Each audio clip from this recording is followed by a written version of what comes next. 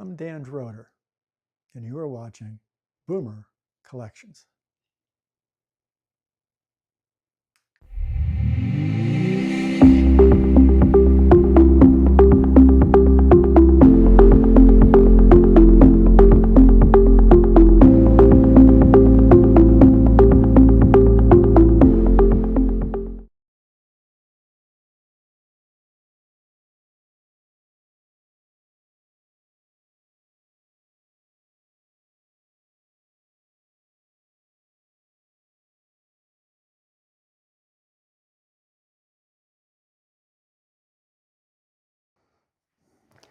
Welcome to Boomer Collections. I'm Dan Droder. My channel is going to do something a little different today. I'm going to interview my nephew, Tony Birash, regarding his journey with stage 4 cancer. And before we get started, Tony, let's say a little prayer. Okay. Lord, with all your love, mercy, and kindness, we ask that you remove all the cancer cells from Tony's body and toss them into the sea. You have taken everything at the cross for us, all of our diseases, all of our suffering, all of our sicknesses. And it is written in Scripture when you said, I have come to bring life and life more abundantly. And we love you for that, Lord, and we thank you for your promises of healing. All in Jesus' name, our Lord, Savior, and God. Amen. Amen. All right, before we get started, I need to read a disclaimer that the information in this video is based on Tony's personal experience and does not constitute medical advice. Consult a doctor for personal treatment. Well, Tony, first of all, welcome to the Boomer Collections channel. You are my first interview, so you're paving the way for interviews on the channel. So welcome. Okay, I'm glad to lead the way. Glad to be here today. Okay. Look forward to the interview. All right. You're married. Yes. You have 2 boys. Yep. Tell us something about your wife and your children. Okay, my wife, we've been together for since 2012. We got married in 2015, and my 2 boys are Kevin and Nathan. Nathan is 4 years old, and Kevin is 6 years old. And it's been a wild ride with 2 boys. You know, I mean, I'm it's sure. been yeah. That keeps you youthful. Yeah, it's there's never a dull moment, you know. I mean, Yeah. thank God. I mean, my wife, she's spot on when it comes to doing most of the things with the boys, but it's it's another full-time job. So but I love my kids, and they're the reason that it keeps me motivated to go through this. It's been to keep it going. Absolutely. Right? Yeah. Now, your wife is a nurse? Yeah, so she started out as a nurse, and then she became a nurse practitioner, and she ironically did work in the field of oncology. So coming into this, had a little bit of a different, it was a little different for me coming into this as someone else, because she was at the time working as a nurse practitioner in oncology. So that was unique, you know. All right. And yourself, you have a business? Yeah, I have a lawn business. I worked, it was a side business for about 15 or so years. And I also worked at a bank since I graduated. And I decided about three years ago or so that I was going to take the dive into doing the lawn business full time. Okay. And, I love it. I love everything about it. I believe that you have to enjoy what you do, and I do love everything about the lawn business. Sure. It has, pros and cons like anything else. Right. It gives you some freedom. Absolutely. Right? Yeah. Working for yourself is very gives you that freedom. It gives you that sense of it's more of a sense of well-being that you're doing things on your own. You don't have to always answer to somebody. Sure. So I do enjoy that. And I also enjoy the physical aspect of it, and it's also very therapeutic. Okay. Being outside in nature, understand. Yeah, with grass and warm weather in the sun. It's I love that. Imagine. I love that about it. Yeah, I bet. I see you driving around. So yep. Yeah. Okay, let's jump right in. Okay. You wanted to say something about the percentage of younger people that are being diagnosed with colorectal cancer. You want to expand on that? Yeah, I can touch on that a little bit. If you look at the last 5 or 6 years since COVID, the numbers for colorectal cancer in general, but we'll specifically talk about colorectal because I was diagnosed with stage 1 rectal cancer back in 2021. But if you look at the numbers over the last 5 or 6 years, for people that are in the United States under age 50, the increase in colorectal cancer has gone up between 60 and 65% Oh, in wow. individuals that are under 50. Oh, my heavens. So if you look at numbers previous to those years, it was considered an older people's disease, where it was 65 and older that would get colorectal cancer. So with the numbers being as low as they are, with the numbers being as high as they are, it raises a red flag, and nobody really knows for sure what's causing it. I have a few ideas, but nobody knows for sure. Which we'll cover. Yep, we'll in get to today's that. interview. Okay. Right. You mentioned to me that cancer doesn't discriminate and that good health is taken for granted. Okay. What do you mean by that? What I mean by that is, when you look back when I was first diagnosed in 2021, I was diagnosed with stage 1 rectal cancer, and it was early stage. So it had a very, well, first of all, when I was diagnosed, it was shocking. I mean, I was shocked to have it, because originally I had symptoms. I first had diarrhea for about 3 or 4 months that I kind of ignored and just figured it was part of life with COVID, having a 2-year-old. I just thought that was normal. And then when I noticed, another thing I noticed, you started to see a little bit of blood in the stools, not much, but just a little bit. And then that's what we thought, oh, it must be a hemorrhoid. Nobody was thinking worst case scenario at the time. Sure. And then a few months go on, there was a lot of blood, and that's what raised a red flag. That led to me getting a colonoscopy, and went in for the colonoscopy, and was just blown away that it was actually cancer. So that was the bad news, was it was cancer. The good news at the time was that it was stage 1. And I didn't know at the time anything about cancer. I didn't know stages. I didn't know anything. Couldn't even tell you what cancer even was at the time. Even though my wife worked in it, I didn't know anything about it. Yeah. So those were different times for me. And I think what I want to get on, what I want to emphasize is, at the time, I felt great. Other than those symptoms, I had no fatigue. I was not losing weight. I felt great physically. I still had my strength. A lot of the things that come along with colorectal that a lot of others experience, I didn't have. So I was kind of shocked by it. Is this what you mean when you mention that you take your health for granted? That you were always working out, lifting weights, and doing your grass cutting business, and you seemed internally that you were at peak of health. Yes. But then when something like this occurs, it has to be so devastating. Yeah, it definitely was devastating, because it's one of those things where you just couldn't judge a book by its cover, and you still can't, because obviously you couldn't tell now by looking at someone or like me that there's cancer inside their body. You would just think this is a healthy individual. And certainly, by looking at you, you look in peak condition, and you still work out, which we'll get into. We'll get into that, yeah, for sure. Yeah. But going back to 2021, it was shocking. So it was, and I didn't know anything about it, and we waited. So I was diagnosed, and then we had to wait to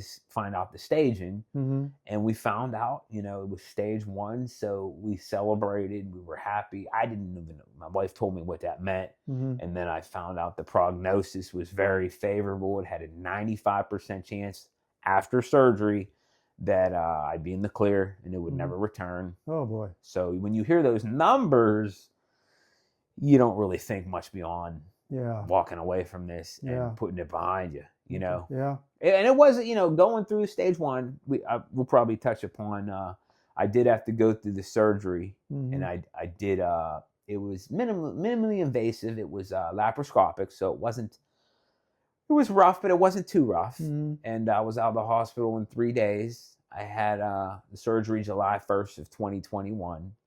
I did unfortunately have to have an ileostomy. And what an ileostomy is it's a temporary. So basically what happens is because of the surgery, I could not go to the bathroom like a normal person does. So I had to have an ileostomy bag, which would fill with stool off to the side. That was the bad news. The good news was it was temporary, where it was only 8 weeks. So I just had to get through those 8 weeks of the bag, and then it was going to be surgically reversed, which was little hairy, you know, switching back from a bag back to normal is not the easiest thing, but you know, about a week or so, things did go back to normal, and it was difficult to go through those first few days switching back, but I'm glad that a lot of people do end up with colorectal cancer, and they do have permanent ileostomy or colostomy bags. So I was fortunate I didn't have to have a permanent. Well, that'd be tough to have that permanently done. Oh my yes, God. yeah. I mean, there are a lot of people that even have bags that don't have cancer. They have IBS. They have different things going on, different problems with the colon, Crohn's disease, and they end up with permanent bags. So it is common. Let me dig down a little deeper on how the cancer was first diagnosed. You touched upon it by saying you had some bleeding in your stool, and you thought it might have been a hemorrhoid. But when it was diagnosed, like tell our viewers how you located an oncologist, because I'm sure there's just hundreds of them out in the Pittsburgh area. Okay. Did you do research, or was it recommended? So, you know, that's at the time my wife worked at a AHN, so it was that's where I was going to go. There was no, I mean, that's who the insurance went through. She was working in oncology, and a lot of people don't know, when you come in as an early stage for colorectal, I can't speak for other cancers, you don't even necessarily have an oncologist. They'll line you up with a surgeon. He may be an oncologist surgeon, he may be a surgeon, but they do specialize in oncology surgery. So I was lined up with an oncologist surgeon. Well, he was a surgeon, but he wasn't an oncology surgeon specifically for that. And I did end up with an oncologist because my wife she advocated for me to get an oncologist for me, even though at stage 1, typically you don't receive an oncologist. So that was my first of 4 oncologists throughout these last, let's say, almost 5 years. Okay. Do you want to talk about your different surgeries you had along your journey, and like in chronological order? Yeah, I could do that. Okay. So the first surgery was, like I already touched upon a little bit, it was July 1st of 2021. It was curative to basically I had the mass was, I can't remember exactly how many centimeters it was off the top of my head, but he removed it out of my my rectum, and they ran the pathology report. And what a pathology report does, it finds out to see if cancer had spread beyond stage 1, and they look at the lymph nodes. And at the time, none of the I can't remember how many lymph nodes he took, but it was a couple dozen, and none of them at the time had come back with any cancer. So we knew that it was stage 1, it wasn't stage 3, and you know, the prognosis, it looked great at the time. And then, like I said, with that first surgery, I had to have the ileostomy, which was reversed 8 weeks later. So that was surgery number 1. And then if you want to fast forward to when my cancer recurred, it technically recurred in December of 2023, January of 2024. That had to be really tough, because after your first cancer surgery on your rectum, you were 95% cleared. I was. Yeah. And then when this happened, that had to be devastating, Tony. Yeah, that's what was more devastating, because, you know, you knew there was always that 5% chance. And then I was never told it was 100%, but I mean, 5%, you know, it's like the first thing. Then I did get another oncologist when I came in, someone that specialized in colorectal. And the first thing he said was, you know, you won the wrong lottery. And oh boy, that's not really comforting. Yeah, so sure, you know, you start to immediately think, well, what happened? And I could touch upon it real quick. when I was diagnosed as stage 1, I was a little unusual because I did have paraneural invasion. You don't normally see that with stage 1. It's typically more common in stage 3. Mm. So what that means is the cancer had spread into the nerve. I'm not sure exactly. I can't really break that down exactly, but it was in the nerve. So you were dealing with something in stage 1 that was a little unique. And a lot of the treatment's not aggressive when you're coming into stage 1. You don't get chemo, you don't get radiation. Looking back, maybe what happened with me in the future, someone that comes in with paraneural invasion may receive chemo, may receive some sort of other treatment because it just wasn't aggressive enough. And it all comes back to my wife did want me at the time to get chemo, but no insurance company was going to cover that back in 2021. And I was like, I don't really want the chemo. At the time, you hear those numbers, you just run out of that place. And Oh, sure. yeah, she did think that it would be best for me to have chemo. It just wasn't. It didn't happen back then. Okay, we discussed in a meeting before we started our interview that after the initial treatments, your doctor told you were NED cleared from cancer. What is NED? Okay, so what NED stands for, it stands for no evidence of disease. So what that means is on scans, you can't see any cancer. It's not visible. It does not technically mean that there's no cancer cells in your body, but you cannot technically see visibly any cancer. So in 2021, July, mid-July 2021, I was declared NED after my surgery. No one could see any cancer on my scans. However, that's when there's a couple other diagnostics they use. They use blood work to see.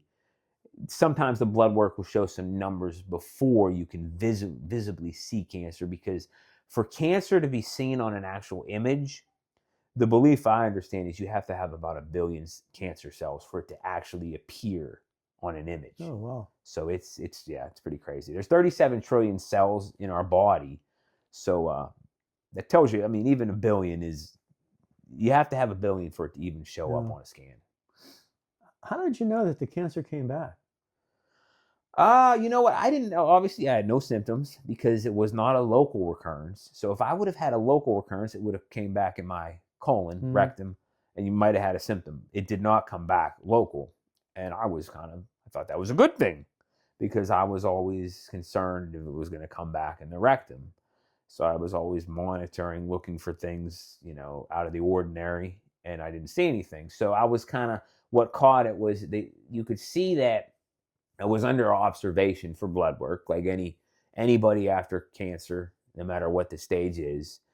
And they did a couple blood works, and you could see that the number they looked at the time was CEA, and my CEA was slowly starting to climb out of the normal range. And by November of 2023, you could see that it was about double what a normal range should be. And you knew at that point, my first oncologist, you had to do some kind of imaging. You had to see what's happening here, and that was the first sign. So Christmas of 2023 was when things really started to look, I don't want to say dire, but you knew something was happening. Sure. Yep. Okay, next topic I'd like to touch upon, Tony, is when you were on chemo, doctors found nodules, I believe you told me, in your lungs. So the rectal cancer spread?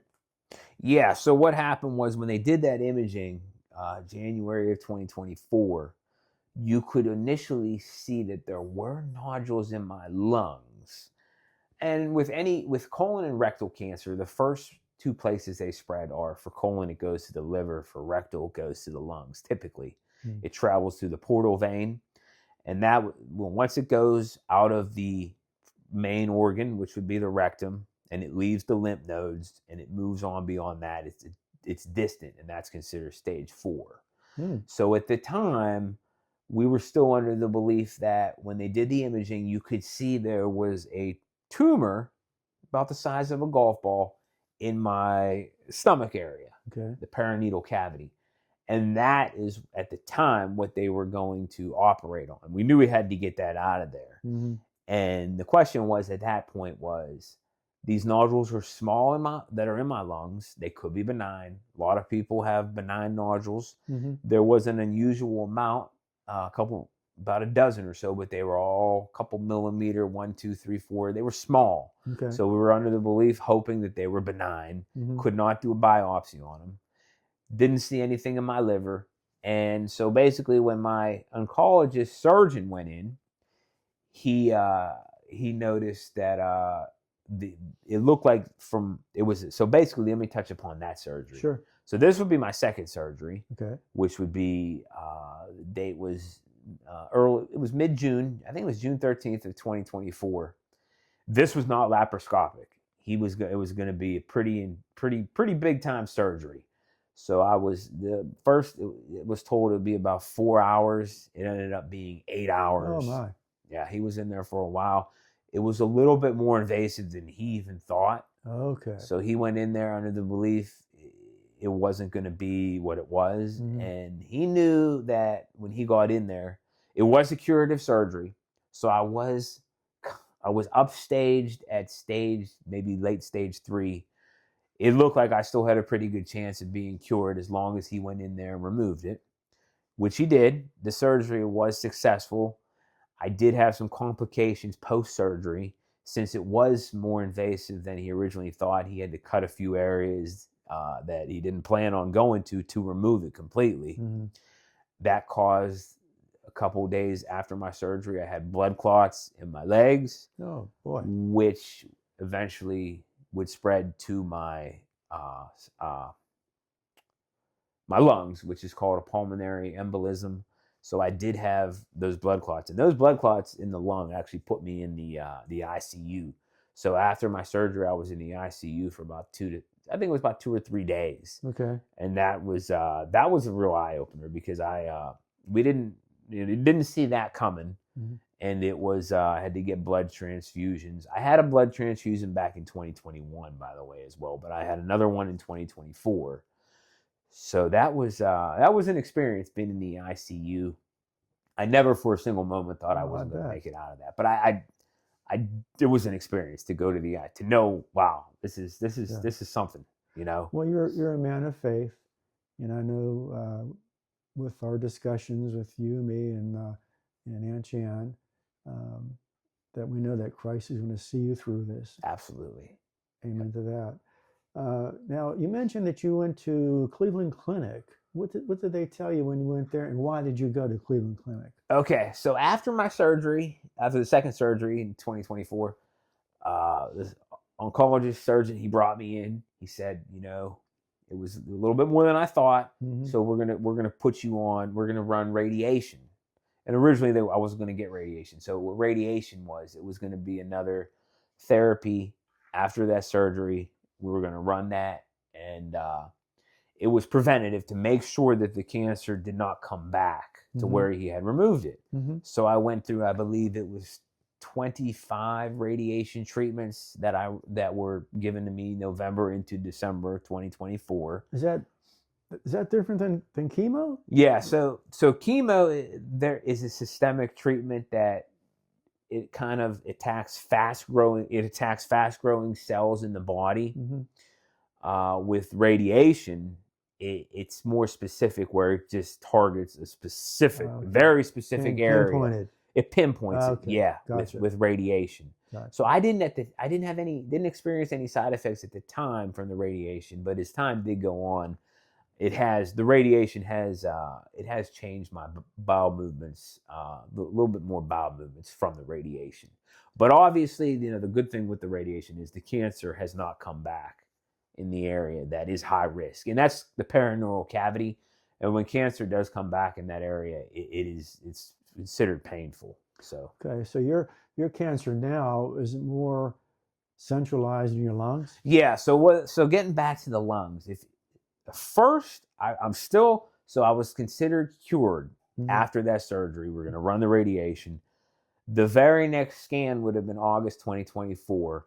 This was when I was officially marked as stage 4. There were 2 metastatic spots. And what metastatic means is it means the cancer has spread from the primary to a distant location. There were 2 Mets, which is short for metastatic. There were 2 Mets in my liver. So that was kind of wild because with the liver, we'll get into this, there was still no proof that there was cancer in my lungs. We were just kind of still hoping that they were benign. But now we knew something was happening in the liver. So I was marked, I was going to receive, it was still considered curative. They were going to give me radiation. So I went in, I got tattooed up. I was ready to get radiation down at AGH. The radiation for the liver is a little different. It's more in depth than the radiation for the stomach. It's the machine it costs, I think, $100 million for the machine for the radiation that you receive for the liver. Oh, wow. And I was in the machine. So I was in the machine early November. I was in there for about 45 minutes. And then they pulled me out and they said, nothing we can do. Well, your mind, when they tell you that, you kind of think worst case scenario. Yeah, sure. Oh, absolutely. I'd be devastated too. But then the tech did say, we're going to have your doctor come in and he's going to discuss. It's not a bad thing. Oh, okay. So at least they didn't say that right away. It didn't make me wait for him. And I had my aunt. So I had my Aunt Janet. She was there with me because she went for the radiation treatment. My wife. Your wife. Yeah. Yes, Aunt Janet. Yeah. And I just want to touch upon that real quick. She's been there for me in more ways than I can count between cooking the keto meals for me. She's been to a lot of my chemo sessions. I think she's met 3 of the 4 oncologists that I've had, and she's been there every step of the way. It's been great having her. So it's been a pleasure. She truly loves you, and as I do, and she wants to see you through with this successfully. So yeah, she's going 110% in. That's what we need. Yeah. Yep. And I appreciate everything that you guys have done for me. Oh, you're welcome, Tony. Absolutely.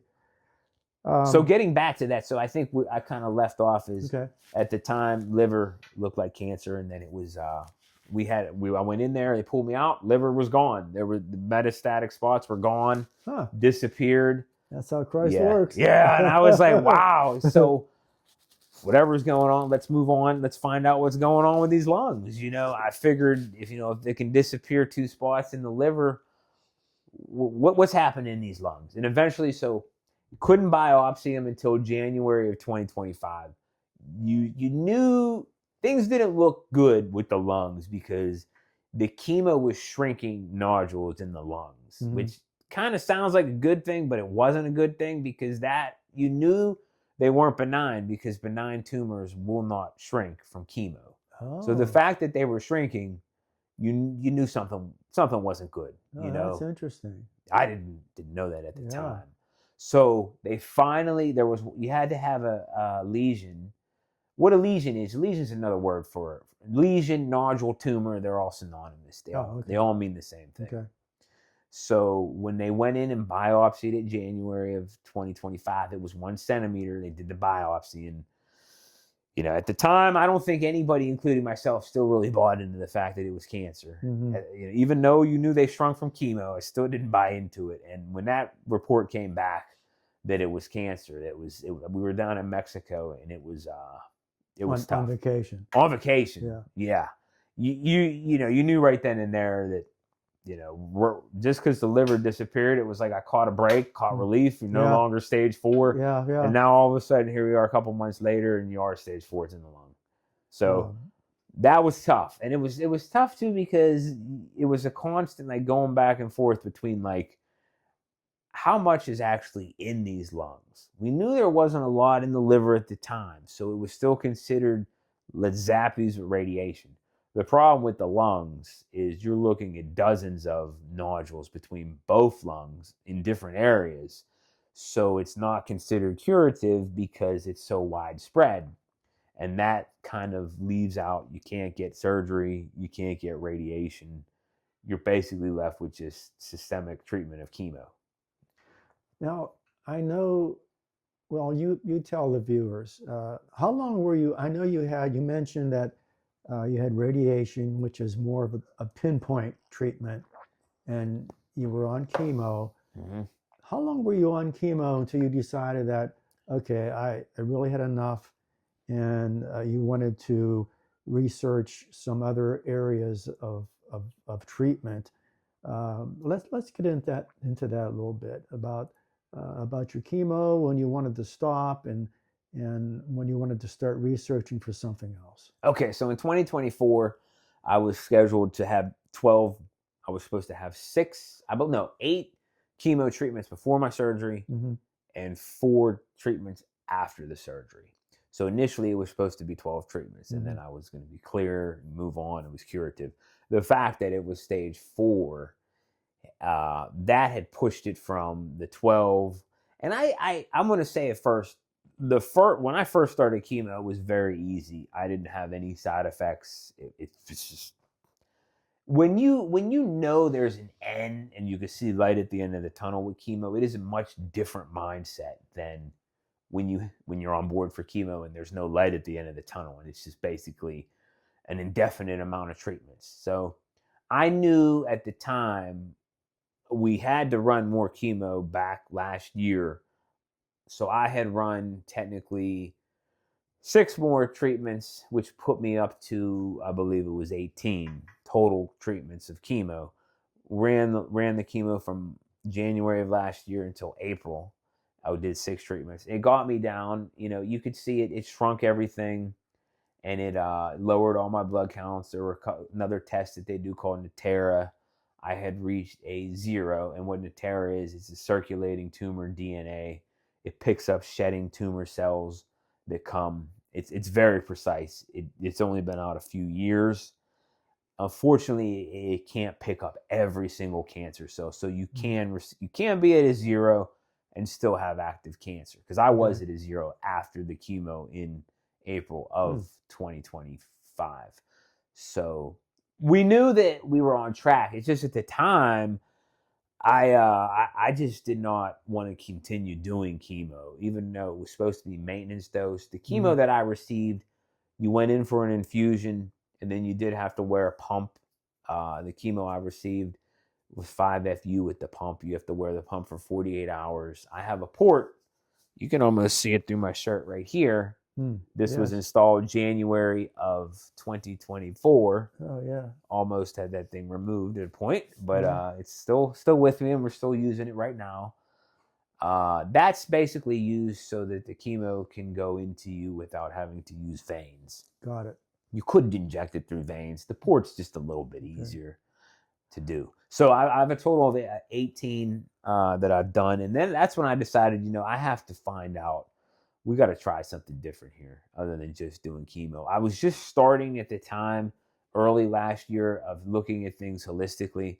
That's when I knew I had to do something drastic. Okay, let's go back to that, because you and I, as uncle and nephew, we would go out and have some lunches together or some breakfasts together, and we started talking about holistic. And how did you start researching holistic? When did you decide to actually start holistic? And mention something about this retired biochemist that you spoke with. What was that all about? So at the time, I was searching for anything. You're grasping for straws at that point, and you kind of, when you received, and if I'm not going to get into the numbers, and I'm not going to go through that, but the numbers did not look good at the time. So I knew I had to do something different. So you start, just with basic, it kind of starts with, you want to find people that you're reaching out to, find people that beat cancer holistically. Oh yeah. So you're trying to find anybody and everybody. And there's not a lot of people out there, but there are people out there. And a lot of that contact comes into play through social media. Okay. But there also have been a few people that I've spoken to through other cancer survivors that know this person, that know that person. So I thought at the time it was very beneficial to find people that had beaten it. And what I started to realize early on was diet was a major part in people that had beaten this, either holistically or integratively. And I'll touch upon what integratively means. Is the word Well, we'll get into that. Okay. Yeah, I want to. I know you and Aunt Jan attended some at Saints John and Paul. Yeah. Yep. What type of meetings did you attend? So at the church that I belong to, they have a cancer meeting group of once a month with people that had cancer at some point in their lives. Mm-hmm. So that was a group that Aunt Janet had accompanied me with. And it's also very interesting too, at the time when I started to go to those groups, my dad was diagnosed with stage 1 pancreatic.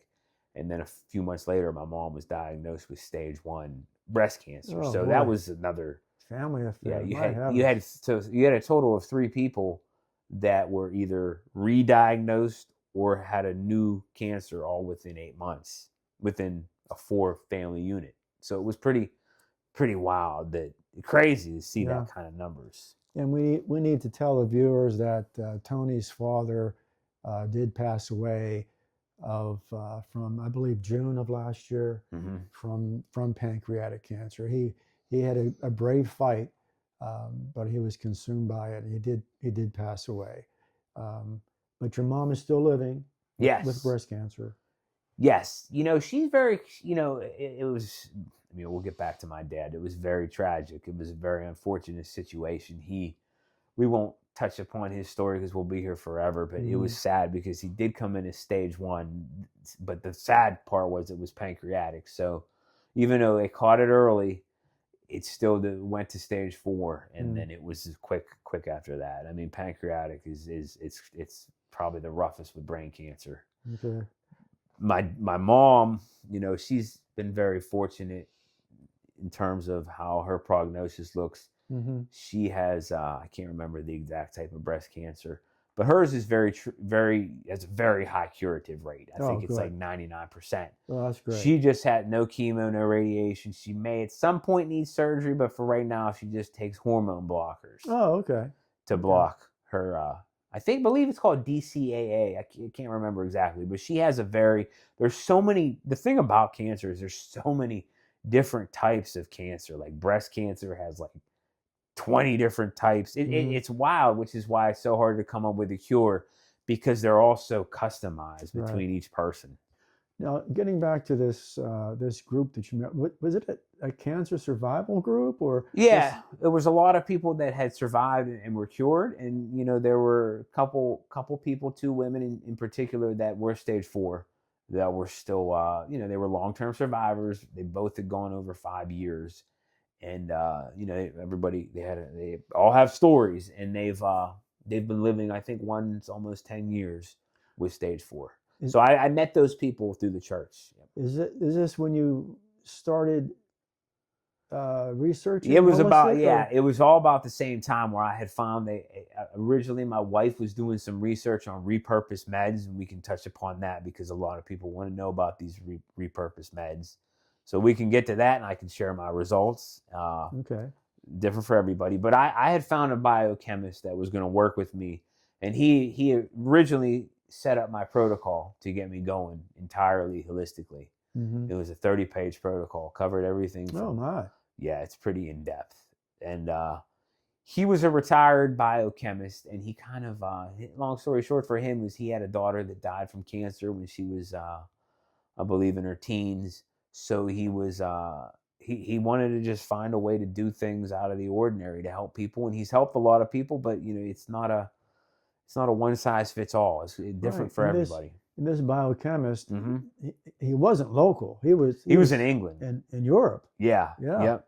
So how did you worked with him through Zoom? I mean, that's the nice thing about. Did you find him through social media? Found he had a website. So he has a website, and I found him through the website. My wife had she'd known about it before, and I noticed when I got to his website, he had helped a lot of people, and he had testimonials, case studies, stories, and I just started reading one after the other.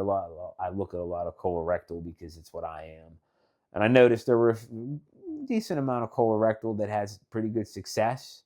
So I figured let's give this a shot. We got to get started somewhere. So it originally started with him, and then I immediately found a holistic nurse practitioner in Murraysville. Mm-hmm. So she was going to run my labs locally, since she could put those in and order those. And there were a lot of different things that she's worked with me. She isn't particularly just with a holistic cancer practitioner. She covers a whole realm of holistic diseases and problems. Okay. Well, let's get to the quick of it. Did the holistic work? So technically, I believe what the holistic did was it took a cancer that we'll touch upon this quick too. Immunotherapy is another thing that you can use in the toolbox to fight cancer. I was not eligible for immunotherapy. At some point I may be, but as of now I haven't been. What immunotherapy is it's the body's immune system. It's a standard of care treatment where the body's immune system goes in to attack cancer. You may have side effects. It's not considered a lights out procedure, but a lot of people that I even know personally did have immunotherapy and they had great outcomes from it. I haven't been eligible for that because my cancer has no mutations. So my cancer without mutations, you cannot get immunotherapy. So it kind of limited me in the toolbox on the conventional side. So I've put a lot of hope into we'll talk about some repurposed meds that I tried. A lot of different supplements. I'd say right now I do about 15, 20 different supplements. I also started doing things. Yeah, we'll get into the nutrition, definitely. Okay. But this holistic, I know you had a scan in February, and you saw your oncologist, and the results were not what you expected or your doctor expected. So holistic was a little disappointing. You haven't given that up, but your doctor did recommend you to go back on chemo. Yeah. And you mentioned to me the term integrated treatment. What's integrated treatment? What integrated treatment is, the nice thing about my newest oncologist is she's considered integrative. And what integrative means is she went to school she knows obviously all the conventional standard of care. She knows all that.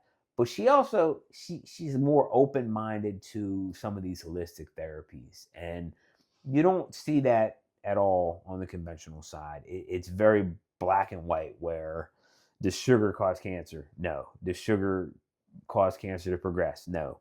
At least on the integrative side, they have more of an open mind with a lot of the different things that I've done.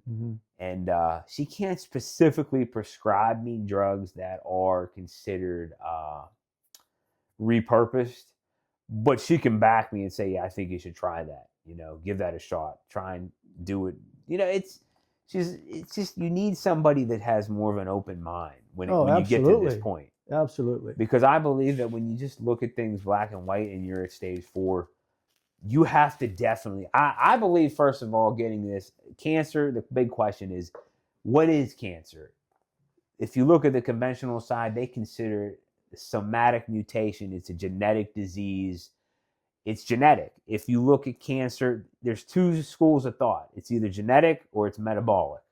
Metabolic, a little bit different, where you have a little bit more control over the outcome with your lifestyle, with what you eat, with the different therapies that you do to increase oxygen. I mean, between exercise, the oxygen therapies would be EWAT, HBOT. Pretty much, it's getting the root of metabolic therapy is getting onto a keto diet, keeping that blood glucose low, keeping the ketones elevated, attacking cancer metabolically. It all goes back to Otto Warburg in the early 1930s. Okay. That's what opened that up. Now, let's get into, I know you and Ann Chan have read numerous books about nutrition and about keto diets. Why don't you tell our viewers about your exercise program? You mentioned that you have an oxygen tent and you have really strenuous workouts, and about your nutrition. Let's get into that area. Okay, so first of all, I've always been big in exercise. So that's what you always thought, like, oh, if I lift weights, I can eat anything I want. I'm going to live forever. Sure. Well, the best way I can explain that to somebody is you cannot outwork a bad diet. And I always used to say you could, because I would eat anything I wanted never would gain any fat, a minimal fat. And I always felt good. So I just figured I'm going to enjoy this. I'm going to eat anything I want. Mhm. And it's a free for all. And I did that for a long time. I mean, between all the dyes that are in the Gatorade, all the sugar in general, you look at all the nitrates in the lunch meat. I mean, level 1 carcinogen in all the lunch meat. I was eating lunch meat every single day. When I would cut grass, Mhm. I would have a pound and a half of turkey minimum every single day. My lunch, never knew. I figured I'm eating turkey. It's lean, high protein. Never knew that all the nitrates, level 1 carcinogen. Oh, my It's up there heavens. with asbestos. Oh, wow. Cigarettes. I didn't know that. And it's like, Yeah. I think a lot of people still don't know that. And I think what's happened is when you look at people that were born in the 1980s, if you look at the Generation X and the millennials, the reason the cancer rates are so high in digestive cancers, particularly colorectal, the diet, we grew up, with Chef Boyardee, all the TV dinners, everything was highly processed. You're right. You look at older generations, they just didn't have all these processed foods. Mhm. The 1980s were just constantly eating diets that the body could not adapt. So Not nutritional. not nutritionally. Yeah. So I think, from what I understand is over time, the body can adapt to that. But so many different ultra processed foods have gone into people my age Mhm. that the body just could not adapt. It Mhm. leads to a lot of other diseases other than cancer as well, metabolic Oh, diseases. sure. And I believe that's what I truly believe caused my cancer. It was from years and years of a bad diet. And I also used to eat. The body is not necessarily made to eat constantly all day long. Like, if you look at since the beginning of evolution in man, we were outside hunting for food. There was no refrigerator. There was no McDonald's. Men would go days without food. Hunters and gatherers. Yeah. Yeah. So the whole thing about breakfast being the most important meal of the day, that's just blown up from all the different cereal companies. Like, Mhm. it's proven that people that eat in these tighter intermittent fasting windows live longer. People that do fasting live longer. When you're constantly eating, your body never gets a break from digestion. Mhm. So it never gets time to clean anything. It's just a factory that's running 24 hours a day. Yeah. Not like 24 hours a day, but it's a factory where the workers inside don't get much relief. Right. And I used to eat from sun up to sundown. Mhm. So I was doing a lot of things wrong. And what that does is it increases inflammation. My insulin was, every time you eat sugar, your body releases insulin. I was just not doing things. I was doing things to create the terrain perfect for cancer. I've changed all that. Okay. Now about your exercise program, about this Okay. oxygen tent you have, and Okay. and your workouts. I know you do a trampoline, and Yeah. you run and walk, and Yeah, I could touch a little bit upon that. I was a personal trainer once. At one point, I've competed in men's physique. I've always been real big in physical fitness. I was introduced in the well, late. you look really good. I appreciate hearing that, Yeah. and I also want to inspire people that just because you receive this diagnosis doesn't mean to go sit down on the couch and just count your days. Right. There is hope. there is hope. Yeah, And that's there what is. this interview is all about. That's what this interview is all There's about. hope for people out there that have similar cancer situations, and this is Tony's journey and his experiences. So yeah, getting back to the exercise, I was kind of shocked that I did everything I did and did have cancer, but at the same time, I also had an advantage because I believe I didn't experience side effects originally from the chemo because I had so much muscle. My body breaks down. Anybody that's got a fast metabolism has a lot of muscle. They're gonna clear up the chemo that goes inside of you faster than someone that doesn't. So I was blessed to have all this experience with exercise because even the conventional side, everybody does agree. For one thing everybody can agree upon is that exercise is beneficial. No one's going to tell you it's not. Right. So that's one thing that's huge. I do a lot of, I've done oxygen therapies. And so basically touching upon the oxygen therapies, people are like, what does that even mean? Mm-hmm. When you breathe at sea level, you get about 23-25% oxygen. Cancer survives in terrains where there is low or no oxygen. So you want to attack cancer with oxygen because that's what cancer can't survive in. You want to change the terrain. That's one way to go about it. What I do at home, I have an EWAT that's called exercise with oxygen. I do my cardio workouts with my combined with EWAT. What it is an oxygen tent that fills up with oxygen. I put on a mask, breathe. It's about 90, 92, 93% oxygen, not quite that 100%, but it's much more than the 23%. So I know when I'm breathing in that oxygen. You have to move. You can't just, you can walk, but the higher, more intense you have, the more that oxygen is going to circulate and get into you. Is So that where they're running? What, on that's a treadmill? I do it on my treadmill. Okay. People, you can do it on anything. You can do it on a bike. You can do it on a trampoline. You can do anything that's stationary. You can do it Okay. on. But I prefer to do the treadmill. We have a Okay. nice treadmill at home. It's, you know, one thing that I do have that a lot of people don't. I have a full gym in the garage. I have everything from COVID. The one good thing about that I got out of COVID was I built a gym in my basement. That's nice. So too. it is Professional. nice. Yeah. I have everything in there. You know, I went to gyms for almost 20, 25 years, and I loved every minute being in the gym. But once you have your own home gym, it's totally different, you know, having that. So my EWAT is in my home gym. I do that, I'd say, about 5 or 6 days a week. And then I added HBOT. And what HBOT is that's called hyperbaric oxygen training. Hyperbaric oxygen. It's not training. It's a passive oxygen treatment where you lay in a chamber. And I was going to a place in Cranberry where I did a lot of different hyperbaric oxygen. That's a little different.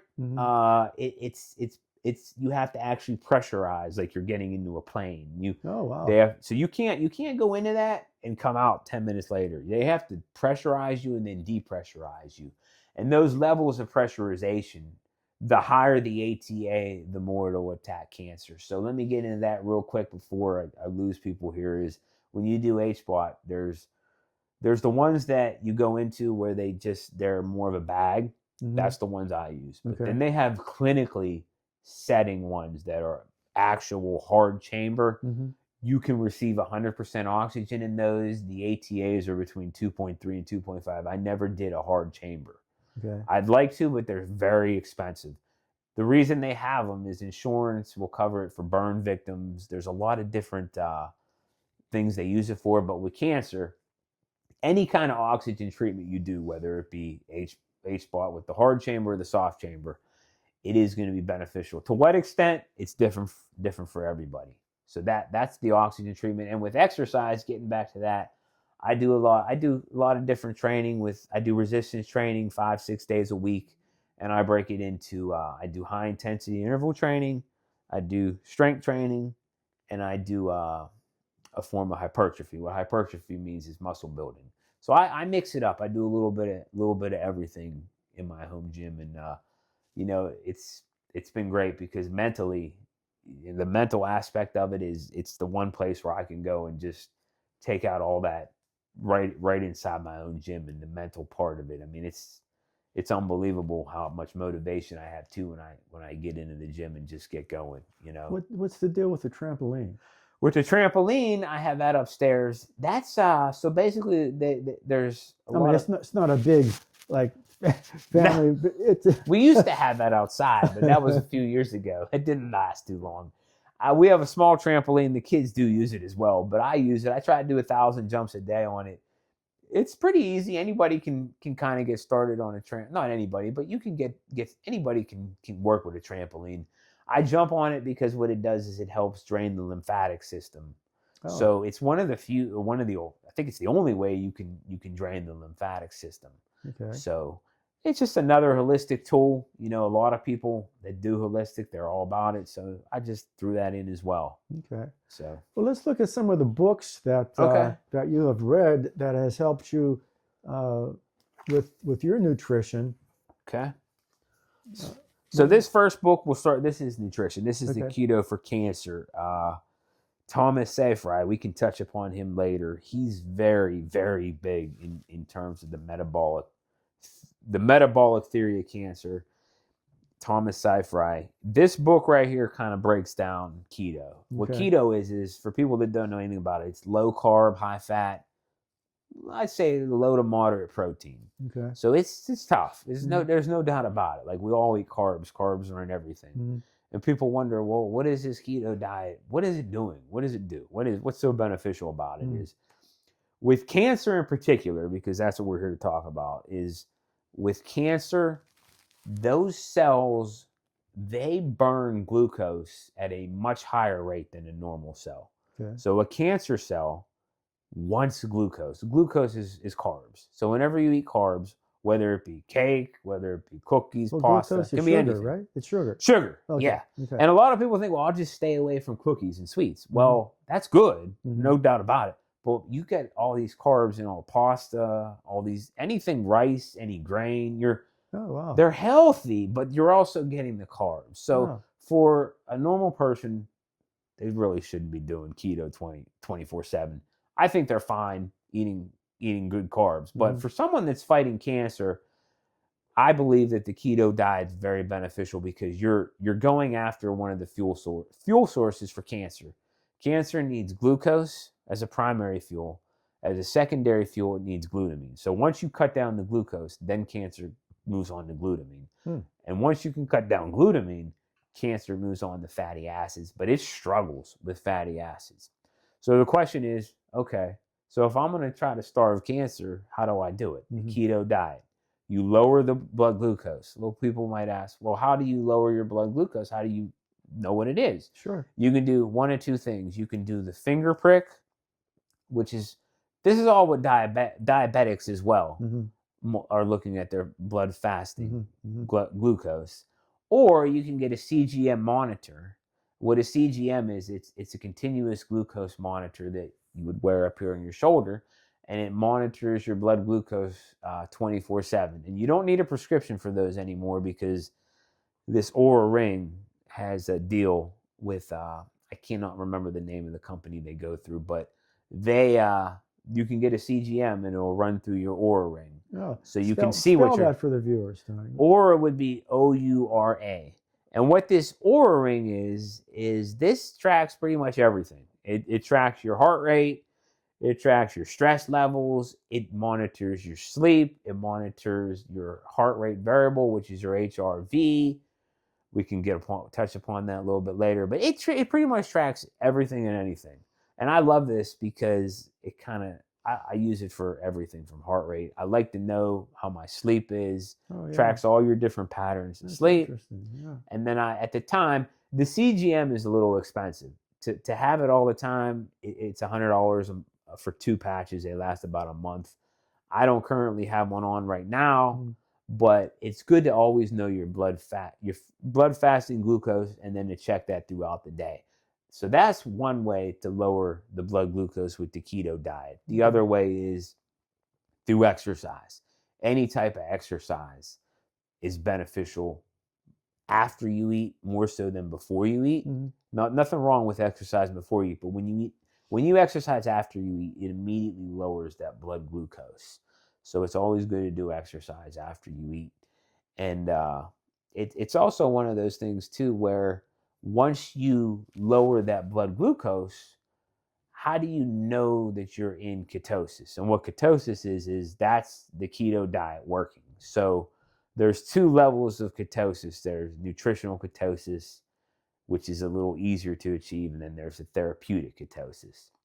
And therapeutic ketosis, I have struggled immensely to get into. I haven't been able to stay there long. That's what we're working on.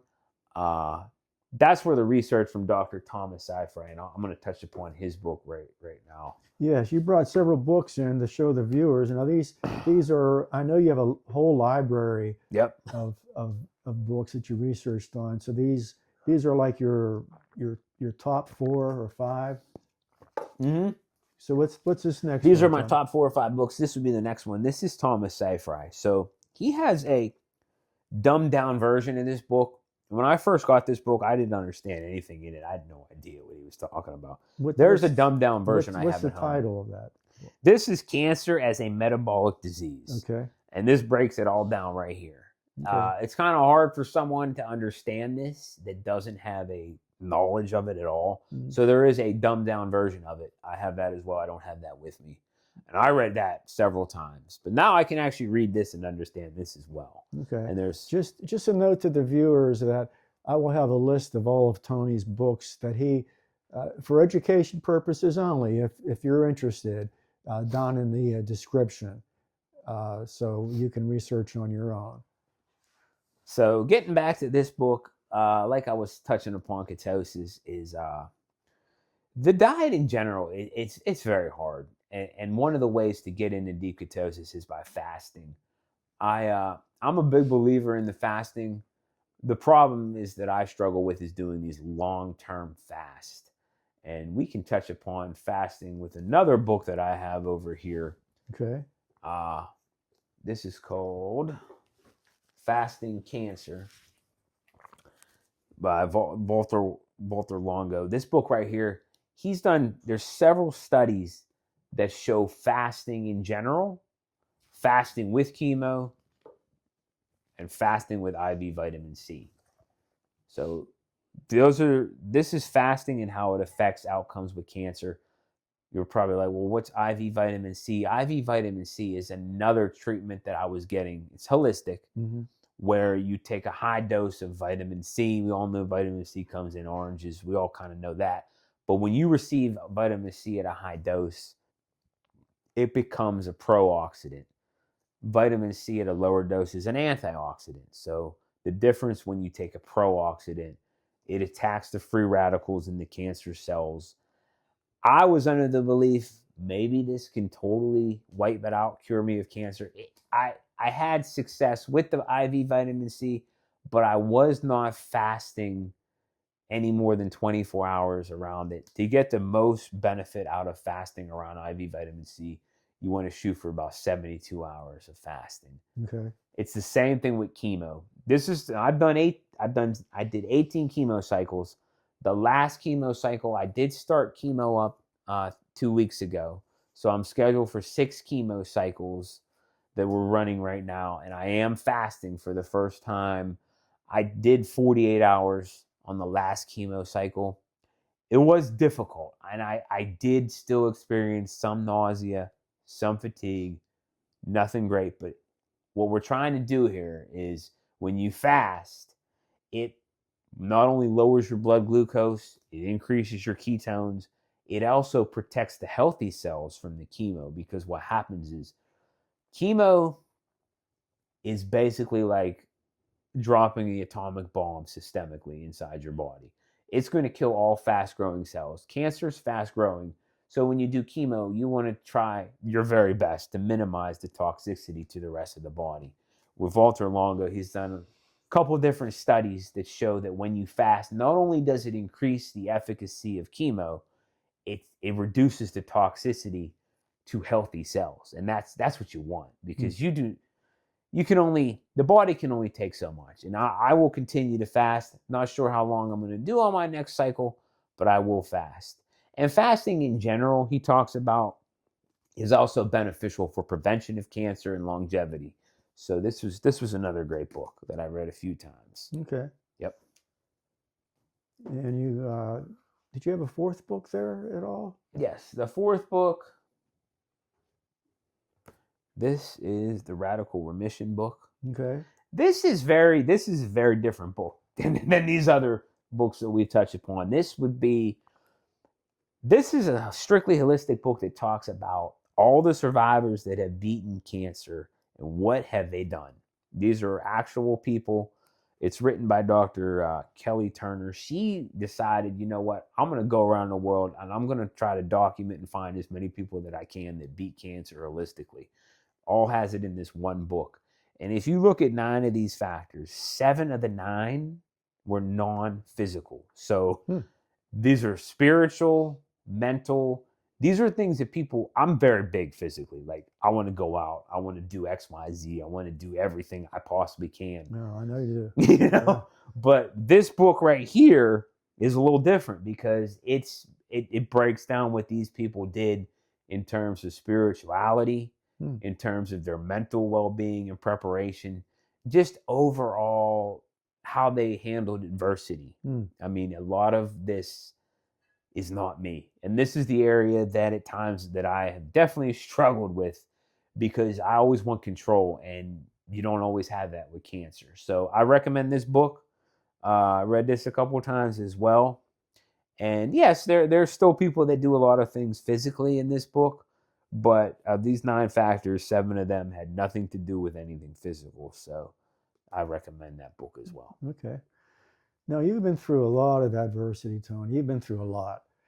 And I know you're a Christian. Mm-hmm. How has your faith helped you through this challenge? Yeah, the whole faith thing is crazy. It's like I'm going to admit, when I was healthy and things were going well, I mean, everything was easy peasy. Wasn't into faith at all. I grew up Catholic, was, raised Catholic, didn't, received communion, all that. And then you just kind of, as you get older, you kind of just grew away from it. And, it's just one of those things where, I hate to say it, but when things got bad, that's when I immediately turned to my faith. Sure. And how I did that was, didn't run right back to a church, because at the time, the church we had gone to had closed, and we had 2 sons, and actually it didn't close, but COVID was happening. So right. It was difficult to take a 2-year-old to church. Sure. And then the mask came out, and then nobody could sit in. So yeah, it was great at the time, because my uncle and my aunt, you guys took me in, and we did fellowship over here. And yes. we did that once a week. So that's where the whole spirituality and reaching back out to Christ definitely made a huge impact, because it's just, life in general, when you're faced with adversity, you just can't do everything by yourself. And I tried. I mean, you just cannot do it. It's just impossible. Right. And that's why we have Jesus Christ as our Lord and Savior. And you, me, and Angie-Ann, we got together, as you mentioned, once a week. I think we did that for like 1.5 years. Yeah, and, we did. And we noticed the growth, the spiritual Christian growth in you over that 1.5 years, definitely. And since then, me and the boys, we do go to church Sunday, and it's been good. We go right up the street. Okay. And my wife, she's a reader. She reads at the church. I forget the exact word they use, but she reads, and she's, it's great that we can go there. The little one, the 4-year-old, he hasn't quite really bought into it. He likes to go down. He likes to go down and play with toys during church. Oh, That's sure, his idea of going to church, is going to play with the toys in the preschool downstairs. Sure. We'll get there. The 6-year-old Kevin, he likes church. Oh, good. Yeah, he does it. So we got, with Easter coming up, I think he's actually going to be playing the bells at the Easter Mass, and I believe my wife will be reading this Sunday coming up the week before church. So doing lectern duties. Huh? That's it. Yep. Yeah. That's what she'll be doing. So in summary, you are still battling stage 4 cancer. Yep. But you are a survivor. You're battling this with a combination of, and this is a strong combination of medical doctors, medicine, and your faith. Absolutely. Yep. And I just want to thank you, Tony, for taking us on this journey and giving hope to others. We all need to remember that you need to be patient. God will help you, and that's the word we want to get out to everybody during this interview. And for the viewers, if you like this video, I would ask you to please give me a like and subscribe. And if you have any comments or questions, Tony will personally answer these for you, and we look forward to that. And until next time, I'm Dan Droder, and this is Boomer Collections.